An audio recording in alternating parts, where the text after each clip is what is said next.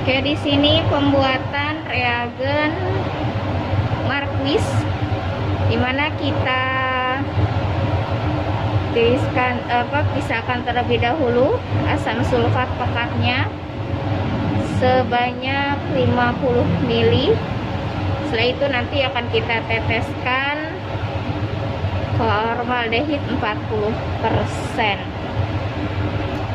Oke, setelah kita menyiapkan asam sulfat pekat sebanyak 50 ml, kita teteskan dengan larutan formaldehid 40%. Penetesannya di sini dilakukan hati-hati ke dinding karena reaksinya cukup nanti akan menimbulkan suatu reaksi panas. Setelah itu nanti dihomogenkan.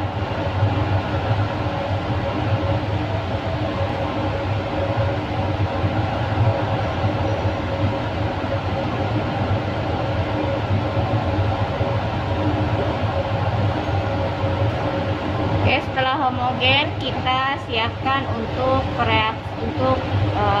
tahap berikutnya, yaitu tahap uji. Selanjutnya, setelah kita pembuatan reagen selesai, kita langsung uji sampel obat yang kita miliki menggunakan reagen Marquis.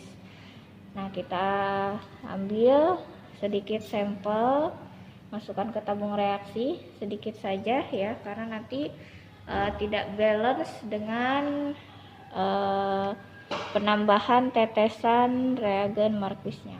Setelah kita masukkan ke tabung reaksi, kita teteskan sedikit ya, 1-2 tetes reagen Marquisnya. Kemudian kita amati perubahan warnanya. Oke.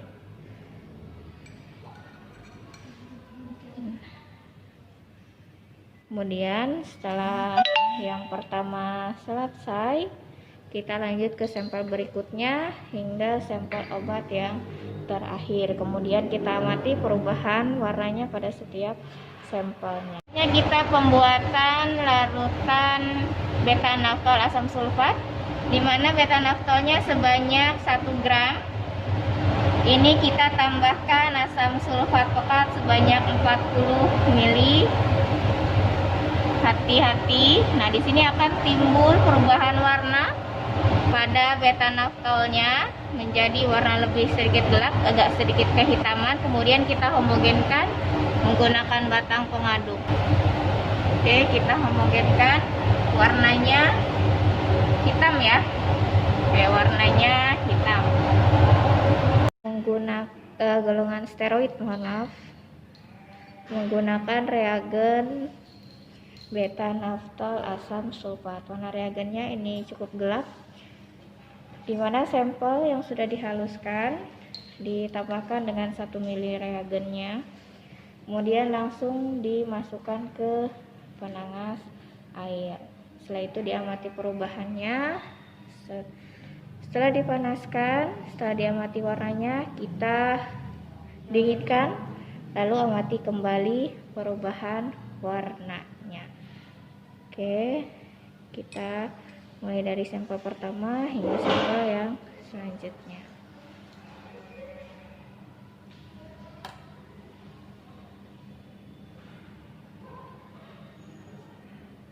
Oke, setelah 2 menit pemanasan, kita tambahkan Aquades sebanyak 2 ml.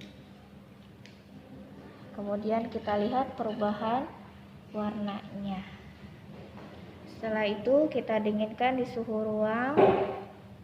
Kita amati lagi perubahan warnanya.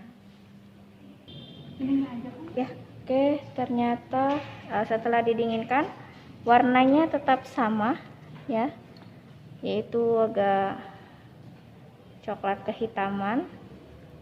Setelah diencerkan ternyata hampir semuanya sama seperti ini, agak kuning kecoklatan, ada hijaunya sedikit. Nah, perubahan warna yang terjadi ini mungkin saja dikarenakan reaksinya ya, atau mungkin reagennya yang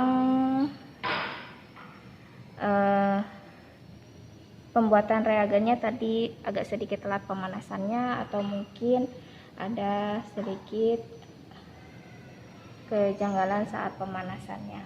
Oke, baik, ini percobaan terakhir untuk minggu ini. Terima kasih. Wassalamualaikum warahmatullahi wabarakatuh.